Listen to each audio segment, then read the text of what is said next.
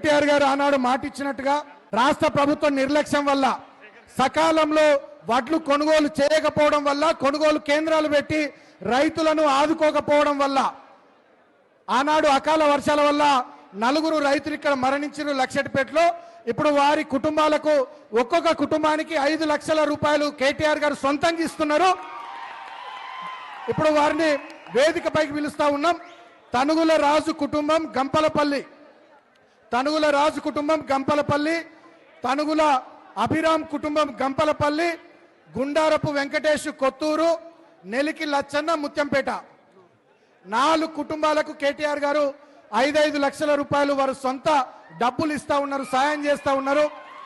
ఆనాడు రాష్ట్ర ప్రభుత్వము ఆ కుటుంబాలను పట్టించుకోకుండా నిర్లక్ష్యం చేసి వాళ్ళు రోడ్డున పడేటట్టు చేస్తే ఇవాళ కేటీఆర్ గారు లక్షెట్పేట గడ్డ మీదకి వచ్చి ఆ రైతు కుటుంబాలకు ఒక్కొక్క కుటుంబానికి 5 లక్షల రూపాయలు చొప్పున 4 కుటుంబాలకు వారు ఇస్తా ఉన్నారు. గట్టిగా చప్పట్లతోని అన్నగారికి కృతజ్ఞతలు చెప్తాం. తనుగుల నాగరాజు గారి కుటుంబం గంపలపల్లి, తనుగుల అభిరామ్ గారి కుటుంబం గంపలపల్లి, గుండారపు వెంకటేష్ గారి కుటుంబం కొత్తూరు, నెలికి లచ్చన్న కుటుంబం ముత్యంపేట. ఈ 4 కుటుంబాలకు 5 లక్షల రూపాయల చొప్పున 20 లక్షల రూపాయలు మన పార్టీ వర్కింగ్ ప్రెసిడెంట్ అన్న కేటీఆర్ గారు ఇస్తా ఉన్నారు. వారికి హృదయపూర్వకంగా ఈ ప్రాంత రైతాంగం తరపున, ఈ ప్రాంత బీఆర్ఎస్ పార్టీ తరపున గట్టిగా చప్పట్లతో మనం కృతజ్ఞతలు చెప్తాం కేటీఆర్ గారికి.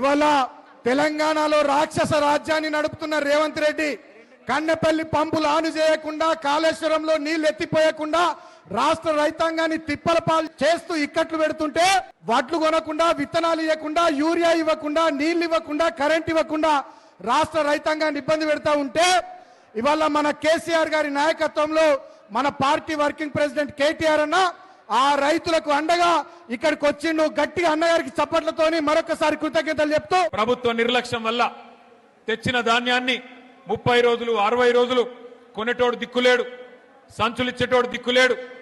ఈ దిక్కు దివానం లేని ప్రభుత్వంలో అన్నదాతకు మరి దిక్కులేని పరిస్థితి వస్తే ఆ పంటను కాపాడుకునే ప్రయత్నంలో ఆ కొనుగోలు కేంద్రం దగ్గరే కాపుగా చిన్నప్పుడు గోడ కూలింది. గోడ కూలితే 4 రైతులు చనిపోవడం జరిగింది. 4 రైతులు చనిపోతే ప్రధాన ప్రతిపక్ష నాయకులు, ప్రధాన ప్రతిపక్ష పార్టీకి సంబంధించిన బీఆర్ఎస్ పార్టీకి సంబంధించిన నాయకత్వం, మాజీ ఎమ్మెల్యే మా దివాకర్ రావు గారు, మా జీవన్ రెడ్డి గారు, మాజీ మంత్రి గారు 8 గంటలు ధర్నా చేసినా దున్నపోతు మీద వానబడ్డట్టు ప్రభుత్వం నుంచి స్పందన రాలే. చివరికి ఏదో మొక్కుబడిగా ఒప్పుకున్నారు, చూస్తాం చేస్తాం ఒప్పుకున్నారు. కానీ ఈ రోజు వరకు దాదాపు 2.5 నెలలు గడిచిపోయినా స్పందన లేదు. కనీసం మానవత్వం అనే ఒక ఆలోచన కూడా లేదు. మరి ఈ 4 చనిపోయిన తర్వాత, అర్ధాంతరంగా వారి జీవితాలు ముగిసిపోయిన తర్వాత నాకు దివాకర్ రావు గారు, జీవన్ రెడ్డి గారు కలిసి ఫోన్ చేసినారు. అన్నా మరి పార్టీ తరఫున మనమన్నా ఏమన్నా చెప్పాలి, ఎందుకంటే రైతులు ఈ రకంగా ఇబ్బందులు పడతా ఉన్నారు, వారికి అండగా నిలబడాలన్నారు.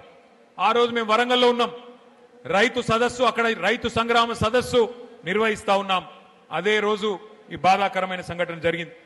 వెంటనే ప్రకటించినాం, కేసీఆర్ గారిని అడిగితే మంచిర్యాల జిల్లాలో జరిగిన ఈ విషాదానికి పార్టీ తరఫున తప్పకుండా మనం అండగా నిలబడదాం, ఒక్కొక్క రైతుకు 5 లక్షల రూపాయలు వెంటనే ప్రకటించండి అని చెప్పి కేసీఆర్ గారు చెప్పినారు.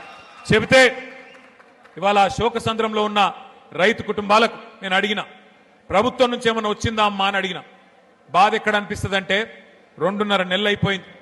మంచిర్యాలలో ఉన్నది కాంగ్రెస్ ఎమ్మెల్యే, జరిగింది రాష్ట్రంలో ఉన్నది కాంగ్రెస్ ప్రభుత్వం, జరిగింది ఒక విషాదం.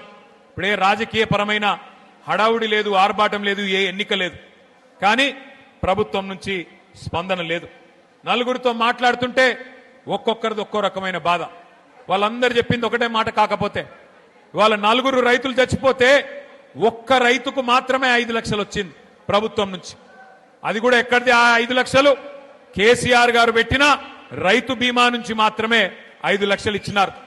కానీ మిగతా ముగ్గురికి 5 లక్షలు కాదు కదా, 5,000 కాదు కదా, 5 పైసలు కూడా ప్రభుత్వం నుంచి సహాయం అందలేదు. ఒక్కసారి దయచేసి నేను మీకు గుర్తు చేయదలుచుకున్నా.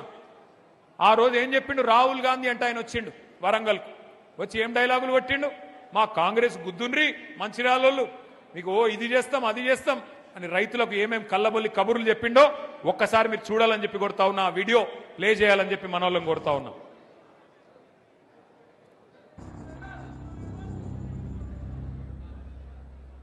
जैसे ही कांग्रेस पार्टी की यहां सरकार बनेगी वैसे 2 लाख रुपए का कर्जा माफ होगा और आपको सही एमएसपी मिलनी शुरू हो जाएगी।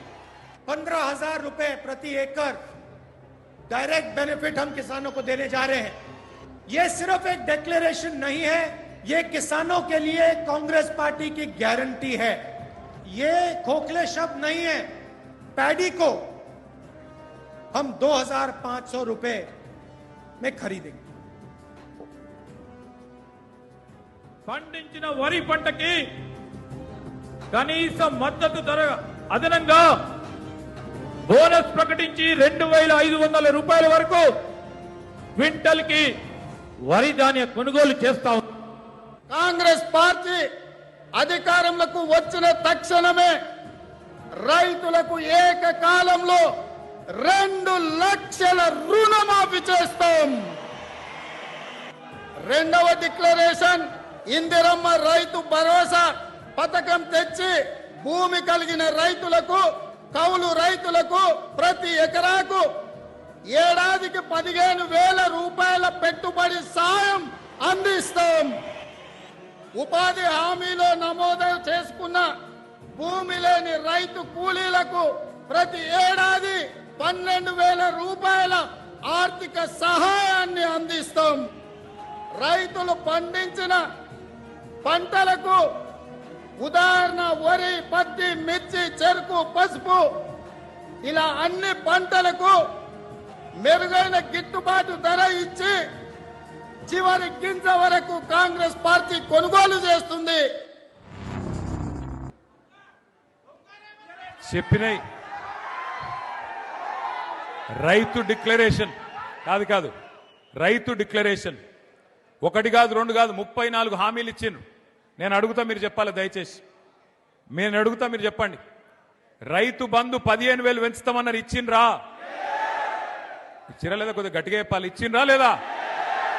2 లక్షల రుణం మాఫీ చేస్తా అన్నాడు, చేసిండా? కౌలు రైతులకు రైతు బంధు ఇస్తా అన్నాడు, ఇచ్చిండా?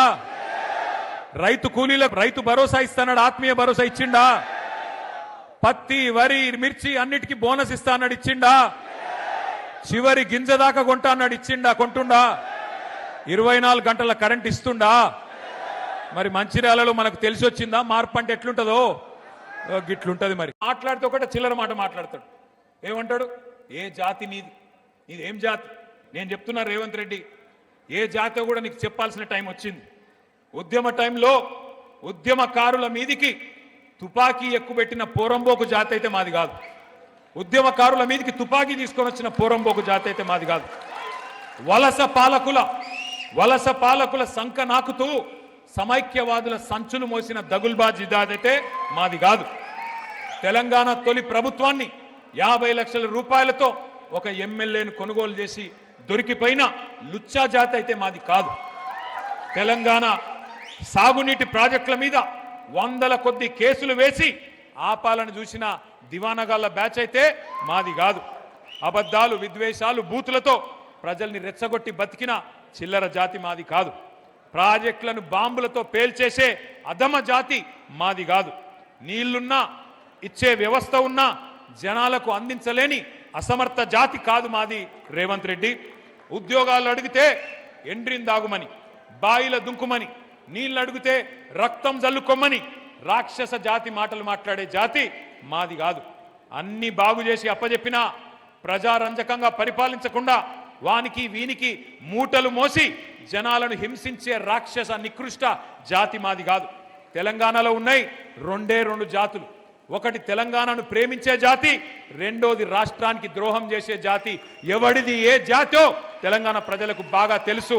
ఎవరు తెలంగాణ తెచ్చిండ్రో, ఎవరు తెలంగాణను ఇవాళ వంచిస్తున్నాడో, ఎవడు తెలంగాణకు అన్యాయం చేస్తున్నాడో అందరికీ తెలుసు.